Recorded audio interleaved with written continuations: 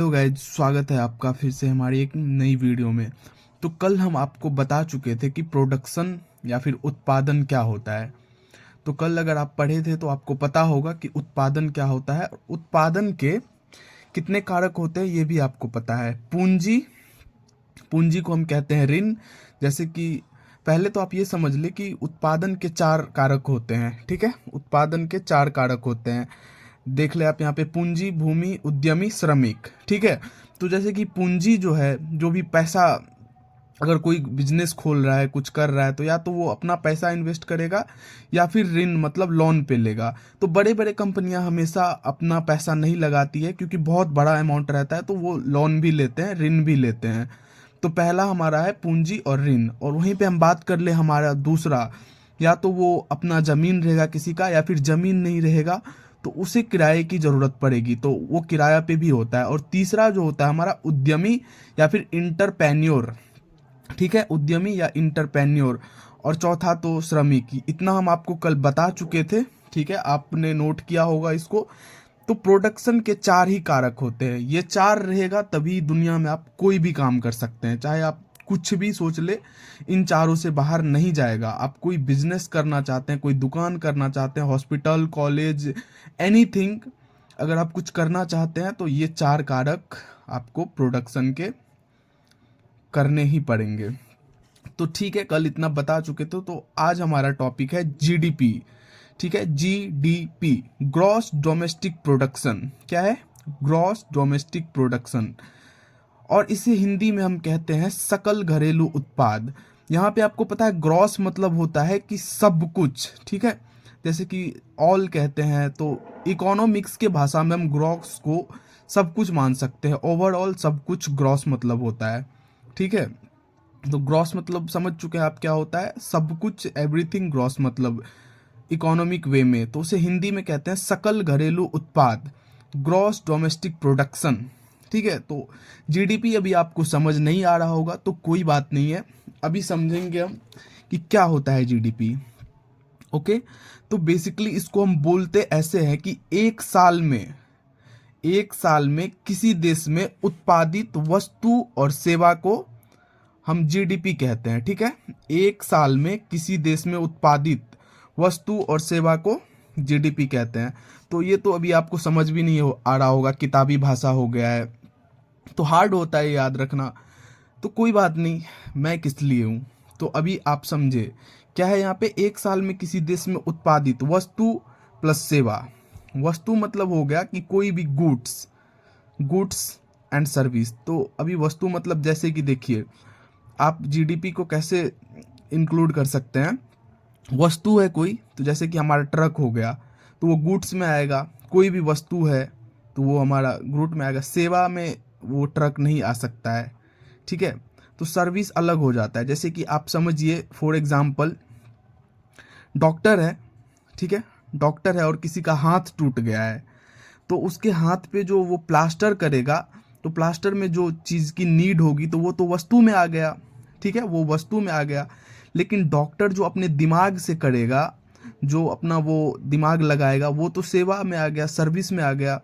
तो इसका मतलब होता है कि एक साल में किसी देश में उत्पादित वस्तु और सेवा को हम जीडीपी कहते हैं, ठीक है। तो ऐसे आप समझ सकते हैं। और आप ये भी समझ सकते हैं कि अगर उसने कोई मेडिसिन्स दी तो वो गुड्स में आएगा। लेकिन उसने जो, जैसे कि कोई ऑपरेशन किया एक डॉक्टर ने, तो ऑपरेशन में जो वो मेडिसिन्स लगेगा वो तो गुड्स में आएगा। लेकिन सेवा जो दिया उसने, सर्विस, अपना दिमाग लगाया और ऑपरेशन का चार्ज किया, तो बेसिकली दोनों से पैसा आता है। देखिए सेवा से कैसे पैसा आता है, अगर कोई डॉक्टर ऑपरेशन किया है, ठीक है, तो वो अपने दिमाग से किया है। अब थोड़ी ना है कि एक दिल के जगह या फिर एक किडनी के जगह चार लीवर लगा देगा, कुछ नहीं। तो वो अपने दिमाग से वहाँ पे वही लगाएगा, तो वो हमारा सेवा में आ जाता है और गुड्स आ जाता है हमारे वस्तु में। अभी आप एक बात समझिए, जैसे कि सेवा में आ गया उसका दिमाग का, तो अभी आप ये बताइए कि वस्तु और सेवा में ज़्यादा पैसा किस में है जीडीपी में? वस्तु और सेवा में ज़्यादा पैसा किस में है, ये बताइए। ज़्यादा पैसा सर्विस में है, ठीक है। ज़्यादा पैसा किस में है? सर्विस में है। कैसे? मान के चलिए इसमें ट्रक आया वस्तु में, ठीक है, तो हर किसी के पास तो ट्रक होगा नहीं, लेकिन हर किसी के पास सेवा देने के लिए कोई ना कोई जियो का सिम जरूर होगा, ठीक है। आप इंडिया में ही ओवरऑल समझिए कि हर किसी के पास ट्रक नहीं है, लेकिन सिम है, जो सेवा दे रहा है जियो, वो सर्विस में आ रहा है, तो ज़्यादा पैसा सेवा में है। जैसे कि कोई ऑपरेशन का चार्ज करता है डॉक्टर 1 लाख 1.5 लाख, बहुत बड़े बड़े अमाउंट चार्ज करते हैं ऑपरेशंस के। तो सॉरी गाइज, बीच में कोई डिस्टरबेंस आ गया था। तो हम क्या बात कर रहे थे, मुझे तो याद भी नहीं है अब। तो बेसिकली जैसे कि सेवा में आ जाता है आपका वो, जैसे सेवा में ज़्यादा पैसा आता है। कोई अगर ऑपरेशन चार्ज कर रहा है तो उस ऑपरेशन का वो चार्ज का पैसा लेता है 1 से 1.5 लाख 2 लाख 5 लाख कितना भी, ठीक है। तो वो अपना सर्विस का पैसा लिया किसी डॉक्टर ने, लेकिन मेडिसिन उतने महंगे नहीं होते हैं। तो ज़्यादा फायदा किस में है, सर्विस में, क्योंकि सर्विस इजीली उपलब्ध हो जाता है और दिमाग से इंटरप्रेन्योर के द्वारा बनाया जाता है। अब ये बताइए, आपने परिभाषा तो देख लिया कि एक साल में किसी देश में उत्पादित वस्तु प्लस सेवा को जीडीपी कहते हैं। तो कैसे जीडीपी कहते हैं, समझिए ध्यान से। जीडीपी ऐसे कहते हैं कि इन दोनों के वस्तु और सेवा, गुड्स प्लस सर्विस को, जब इन दोनों में जितना पैसा आया होगा, पूरे देश का हम बात कर रहे हैं। जीडीपी मतलब होता है ग्रॉस डोमेस्टिक प्रोडक्शन, मतलब देश के अंदर जितना भी पैसा उत्पाद हुआ, बना, जितना भी पैसा, तो ये दो ही चीज से बनेगा, वस्तु प्लस सेवा, ठीक है। तो वस्तु प्लस सेवा से बना, तो हमारे देश के अंदर वस्तु प्लस सेवा से बन गया, तो वो हुआ जीडीपी। कैसे, समझिए, जितना भी उत्पाद होगा इन दोनों के वैल्यू को लास्ट में जोड़ देंगे, ठीक है, इन सब के वैल्यू को लास्ट में जोड़ देंगे। अभी आपको समझ नहीं आ रहा होगा, थोड़ा सा लग रहा होगा कि टफ है, but don't worry about it, आपको समझ आएगा। तो अभी बस आप इतना समझे कि इन दोनों के वैल्यू को जब जोड़ देते हैं, वस्तु प्लस सेवा को जब जोड़ देते हैं, तो वो बन जाता है हमारा GDP, gross domestic production. Hindi में आप इसे सकल घरेलू उत्पाद कह सकते हैं। देखिए हिंदी कितना उटपटांग वर्ड है, सकल घरेलू उत्पाद, ठीक है। सकल मतलब होता है पूरा देश में जो उत्पाद हुआ है, वस्तु और सेवा, वो होता है जीडीपी। यहाँ पे आप समझ चुके हैं। अब देखिए यहाँ पे मैंने बोला एक साल में किसी देश में उत्पादित वस्तु प्लस सेवा, तो वस्तु प्लस सेवा में जो अंतिम मूल्य है, अभी आप जितना मैं दिखा रहा हूं वही देखें, वस्तु प्लस सेवा में जो अंतिम मूल्य होगा वो आएगा जीडीपी में। जैसे कि एक चीज का ध्यान रखिए, पीसीएस में आया क्वेश्चन है, एक बार पूछा था लाइक कि जीडीपी क्या होता है, तो उसमें लिखा हुआ था कि एक साल में किसी देश में उत्पादित वस्तु प्लस सेवा, लेकिन दूसरे नंबर पे था एक साल में उत्पादित किसी देश में उत्पादित वस्तु प्लस सेवा का अंतिम मूल्य। दूसरे नंबर में क्या था, वस्तु प्लस सेवा का अंतिम मूल्य। तो सही ये होगा। अभी आपको मैंने ये बताया ताकि आप समझे, लेकिन अगर पूछेगा कि जीडीपी क्या होता है, तो एक साल में किसी देश में उत्पादित वस्तु प्लस सेवा का अंतिम मूल्य ही जीडीपी होता है। कैसे, वो मैं अभी आपको बताता हूं कैसे।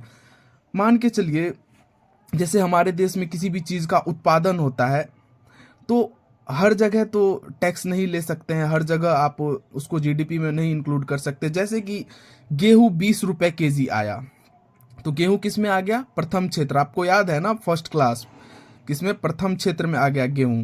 तो वहां पे मान के चलिए इससे तो नहीं जोड़ के जीडीपी में इंक्लूड कर देगा डायरेक्ट, तो नहीं कर पाता है सरकार।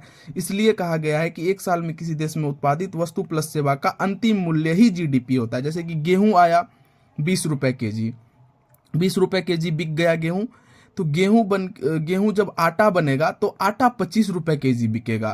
तो ये हमारा द्वितीय सेक्टर में भी आ जाता है। तो गेहूं हमारा आटा बनेगा और आटा 25 रुपए बिकेगा। देखिए रेट बढ़ा है कि नहीं, गेहूं 20 रुपए केजी बिक रहा था और आटा 25 रुपए केजी बिकेगा। फिर जब हम इसी आटा से कोई पार्ले जी या फिर कोई भी बिस्किट बना देंगे, तो बिस्किट जाएगा 300 रुपए केजी।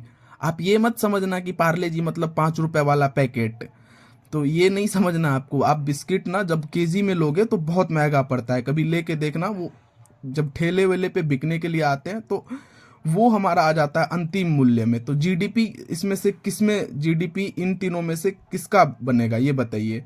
तो लिखा हुआ है कि उत्पादित वस्तुओं किसी देश में उत्पादित वस्तु प्लस सेवा का अंतिम मूल्य ही जीडीपी में काउंट होगा। ठीक है, जीडीपी, क्योंकि जीडीपी हमेशा प्रोडक्शन को बताता है, और प्रोडक्शन के कितने कारक है, 4, पूंजी, भूमि, उद्यमिक, श्रमिक। तो प्रोडक्शन को जीडीपी हमेशा बताता है। वैसे ही वस्तु प्लस सेवा का अंतिम मूल्य जीडीपी में इंक्लूड होगा, चाहे कहीं से बन रहा हो फिर आ रहा हो, कहीं कितने भी टर्म हो सकते हैं। यहाँ पे मैंने जैसे कि 3 टर्म लिखे हैं, तो 3 टर्म में जो अंतिम मूल्य है 300, इस पे टैक्स लगेगा, इस पे जीडीपी बनेगा। ठीक है, जीडीपी इस पे बनेगा, सॉरी टैक्स नहीं।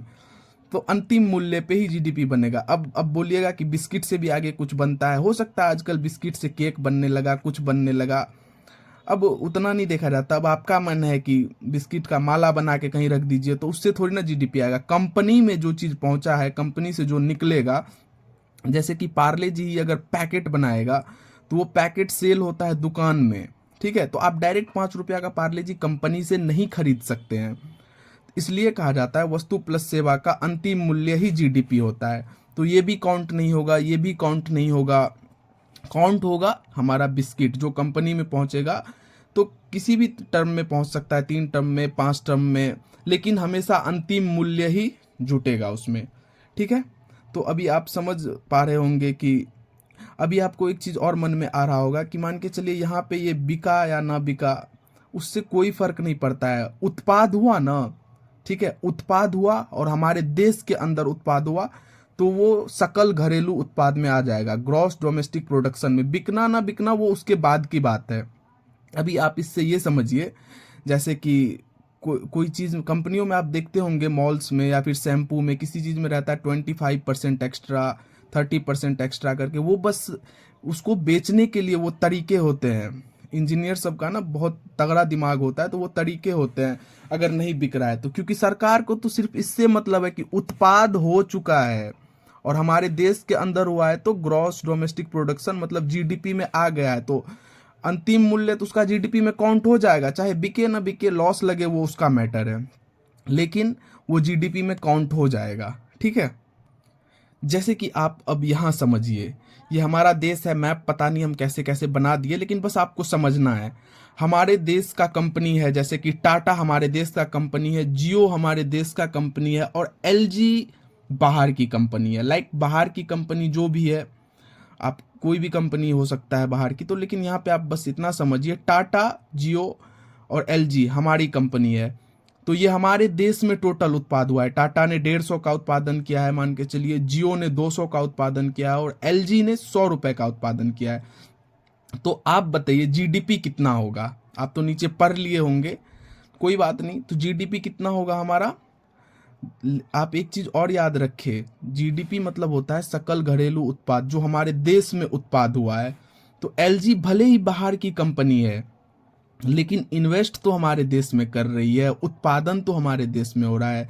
तो जीडीपी हमारा हो जाएगा 450, क्योंकि हमारे देश में 150, 200, 100, ठीक है, ऐसे करोड़ हो सकता है, कुछ भी हो सकता है। बस समझने के लिए है कि हमारे देश में जो भी चीज़ें उत्पादन होगी, चाहे चाइना का कंपनी हो, अमेरिका का कंपनी हो, ईरान, अफ्रीका, सीरिया, कहीं का भी हो, अगर भारत में उत्पादन हो रहा है तो वो जीडीपी में ही आएगा, हमारे देश के जीडीपी में आएगा।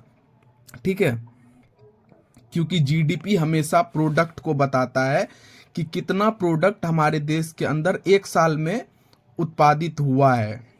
ठीक है, तो जीडीपी में हम इसको काउंट करते हैं। अब एक बात बताइए, यहाँ पे ये हो सकता है क्या 2 साल में किसी देश में उत्पादित वस्तु प्लस सेवा का अंतिम मूल्य? नहीं, कभी भी जीडीपी 2 साल का नहीं हो सकता है। जीडीपी हमेशा उसी साल का काउंट होता है। जैसे कि अभी 2024 2025 चल रहा है, तो 2000 मान के चलिए, एक चीज बताइए, जैसे कि 2024 में कोई चीज बनी है, ठीक है, 2024 में कोई कंपनी बनी है, और जैसे कि कोई कंपनी में मान के चलिए कोई फोन बना है, अननोन नाम है उस फोन के कंपनी का, अननोन कंपनी उत्पाद किया है 2024 में, तो क्या वो 2025 में जीडीपी में जुड़ेगा? ये बताइए। उत्पादन हुआ है 2024 में, तो क्या वो 2025 के जीडीपी में जुटेगा? नहीं, क्योंकि उत्पाद किसमें हुआ था 2024 में। अब बिका नहीं बिका कोई बात नहीं, उसका मतलब है सरकार वो नहीं देखेगी कि बिका कि नहीं बिका है, लेकिन उत्पाद तो 2024 में हुआ था, तो वो हमारा जीडीपी 2024 का जीडीपी में आएगा। और जीडीपी हमारे यहाँ हर साल का होता है, आप गूगल करके देख सकते हैं जानने के लिए कि इस साल का जीडीपी कितना है, इससे पिछले साल का जीडीपी कितना है। अभी आप ये चीज़ समझ चुके हैं। तो जीडीपी बेसिकली यहाँ पे 450 है। अब एक चीज़ समझिए, यहाँ पे तो ये एलजी हमारे देश में आके बिजनेस कर रहा है, ठीक है।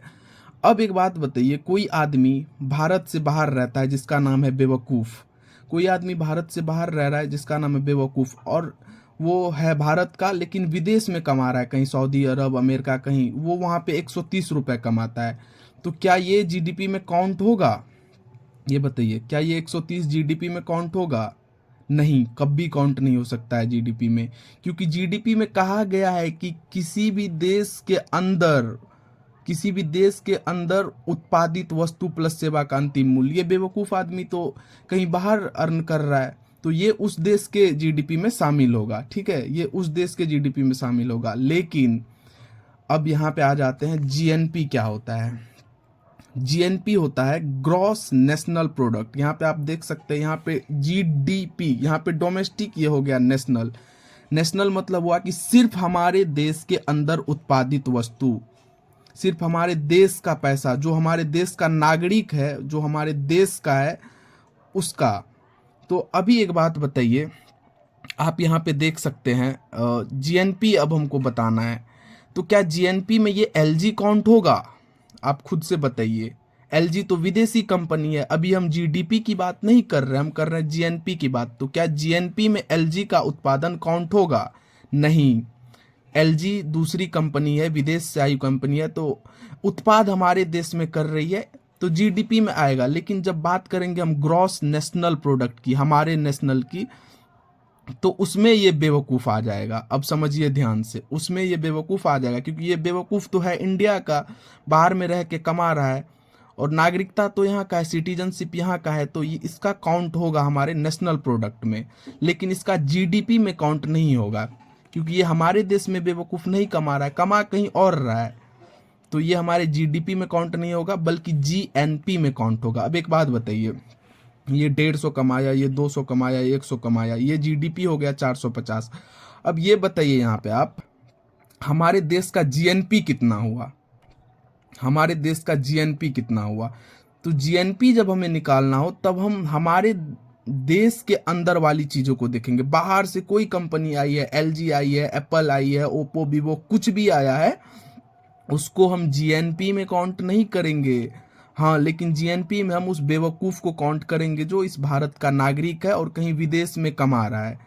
तो यहाँ पे जीडीपी काउंट किए थे तो 450 आया। अब देखिए जीएनपी में क्या क्या करना है। टाटा हमारे देश का है तो 150, जियो भी हमारे देश का है 200, और ये बेवकूफ़ आदमी भी हमारे देश का है तो 130। तो देखिए जीएनपी में ये 150 आ गया, यहाँ पे जियो 200 आ गया, और ये बेवकूफ़ आदमी भी जीएनपी में आएगा तो 130। तो ये कितना हुआ? 480। 480। अब ये बताइए आप, जीडीपी हमारे देश के लिए अच्छा है कि जीएनपी? बताइए आप खुद ही। ये जीडीपी 450 है और जीएनपी 480 है। हमारे देश के लगभग 55 से 60 लाख आदमी बाहर में कमाते हैं, लेकिन वो आएगा किसमें? ग्रॉस नेशनल प्रोडक्ट में, ठीक है, ग्रॉस नेशनल प्रोडक्ट में। तो बताए, अभी आपसे मैंने क्या पूछा था, जीडीपी अच्छा है कि जीएनपी? ये बताइए। अभी आप एक चीज़ बताइए, जैसे कि कहीं रोड पे एक 5,000 रुपये गिरा हो और उसके बगल में 500 रुपये गिरा हो, तो आप किसे उठाओगे? 5,000 उठाओगे ना? लेकिन 5,000 नहीं, आपको दोनों उठाना है। तो हमें दोनों डेवलप करना है, चाहे जीडीपी हो चाहे जीएनपी हो। तो डेवलप क्या करना है? दोनों को डेवलप करना है, ठीक है। तो देश के लिए जरूरी है जीडीपी, क्योंकि ये हमारे देश के अंदर उत्पादित चीज़ों को बताता है कि हमारे देश में भले ही विदेश से कंपनी आई है, लेकिन कितना चीज़ हमारे इंडिया में उत्पाद हो रहा है, तो ये बताता है, और ये देश के अंदर के लिए अच्छा है। तो एक बात बताइए, अभी जीडीपी में चाइना टॉप पे है, क्यों? क्योंकि देखिए, उत्पाद, देश के अंदर उत्पाद, और उत्पाद के लिए क्या चाहिए? 4 कारक। उत्पाद के लिए 4 कारक: पूंजी, भूमि, उद्यमी, श्रमिक। ये चारों जिसको पता है उसके देश का जीडीपी बढ़ेगा ही। हमारे देश में क्या होता है, मान लीजिए कि बिहार के अंदर कोई कंपनी लगाना हो, तो अब वहाँ पे कोई कंपनी आएगी तो उसको तो पूंजी रहेगा ही, अब उसको भूमि चाहिए तो वहाँ पे ज़मीन खरीदेगा। तो बिहार का ऐसा है कि बोलेगा कि 1 लाख वाली ज़मीन है, तो कोई अमीर लोग आए तो अब वो बोलेगा 10 लाख रुपए, ठीक है। और उसमें सरकार भी कुछ नहीं करती है, बाद में सरकार कहती है कि हमारे देश का जीडीपी बढ़ रहा है, ये हो रहा है, घट रहा है। लेकिन आप एक चीज़ याद रखिए, चाइना में क्या होता है, चाइना में जैसे कि कोई कंपनी आया इन्वेस्ट करने के लिए आया, तो अब उसे भूमि की ज़रूरत पड़ेगी, क्योंकि उत्पादन के लिए ये 4 चीज़ ही चाहिए उसको। अब उसे भूमि की ज़रूरत पड़ेगी, तो चाइना का गवर्नमेंट ऐसा है कि उसको 24 घंटे के अंदर वो जो भूमि सेलेक्ट करेगा, जो प्लॉट सेलेक्ट करेगा, वो चाइना का सरकार दिलवा देगा उसे। भले ही उस आदमी को पहले बोलेगा कि इतना इतना दे रहे हैं इस ज़मीन का रेट, सरकारी रेट से तुम रख लो, वो बोलेगा कि नहीं, 24 घंटा के अंदर उस आदमी को ठाएँ ठाएँ ठाएँ बजा देगा। ऐसा नहीं करना चाहिए, लेकिन बजा देगा, तो वो आदमी को लेना ही पड़ेगा। तो चाइना में ये रूल है, वहाँ पे आपको इजीली भूमि मिल जाएगा। और उद्यमी तो वो खुद हो गया एंटरप्रेन्योर, और श्रमिक लेबर, चाइना में लेबर सब बहुत ही स्ट्रिक्ट रहते हैं, उनको काम करना ही पड़ता है, ठीक है। तो लेबर भी वहाँ पे इजीली मिल जाएगा। और हमारे यहाँ जीडीपी बढ़ाना हो, अगर कोई विदेश से कंपनी आई बिहार में लगाने के लिए, तो जिसका ज़मीन है वो बोलेगा कि मेरी बेटी का दूल्हा रहेगा उसका मैनेजर। अब बताइए, योग्यता के अकॉर्डिंग ही रहेगा ना कोई। इस वजह से बिहार का डेवलपमेंट नहीं हो रहा है, लेकिन अब होगा धीरे धीरे। हमारे यहाँ के तो नेताओं को पता भी नहीं है कि जीडीपी के लिए ये 4 चीज़ों की ज़रूरत होती है, बस हाँ जीडीपी जीडीपी कर देगा, ठीक है। तो अभी आपको समझ में आ रहा होगा जीडीपी। तो जीडीपी हमारे देश के उत्पादन के लिए सही है, और जीएनपी हमारे देश के अंदर के लिए। तो एक बार और क्वेश्चन पूछा गया था, सीजीएल का क्वेश्चन है, कि पूछा था कि जीएनपी जीएनपी क्या होता है, जीएनपी क्या होता है। तो उसमें था कि ऑप्शन था, जीएनपी होता है जीडीपी माइनस शुद्ध साधन आय, जीडीपी माइनस शुद्ध साधन आय। तो आदमी कंफ्यूज हो गया था, आदमी को तो सिर्फ ये पता था कि जीएनपी बराबर GDP minus X plus Y होता है, तो एक्स प्लस वाई को ही कहते हैं शुद्ध साधन है। तो ये सीजीएल का क्वेश्चन है, पूछा था कि जीएनपी क्या होता है, तो जीएनपी होता है जीडीपी माइनस शुद्ध साधन आय। अभी ये एक्स वाई आपको समझ नहीं आ रहा होगा, कोई बात नहीं, अभी आ जाएगा समझ। तो अभी आप देख चुके थे जीडीपी 450 है, जीएनपी 480 है, तो ये उसका एक बेसिक फार्मूला है। अगर हमको जीएनपी निकालना है, हमारे देश के अंदर वाला ग्रॉस नेशनल प्रोडक्ट, तो जीएनपी निकालने के लिए हमारा जीडीपी कितना है वो, और ये एक्स का मतलब हुआ कि हमारे देश के अंदर विदेशी कंपनी का उत्पादन हो रहा है वो कितना हुआ है वो देना है, और हमारे देश के बाहर जो बेवकूफ़ लोग रह रहे हैं वो कितना उत्पादन कर रहा है वो हो गया वाई, ठीक है। तो आप जोड़ लीजिएगा कि ये इतना ही आएगा। इस फार्मूला पे आप एक बार जोड़ के ट्राई करिएगा, तो इसको कहते हैं शुद्ध साधन आय। तो अभी आपको समझ में आ गया होगा कि जीडीपी क्या होता है, ठीक है। और समझ में आ गया होगा तो फिर बताए कि समझ चुके हैं आप।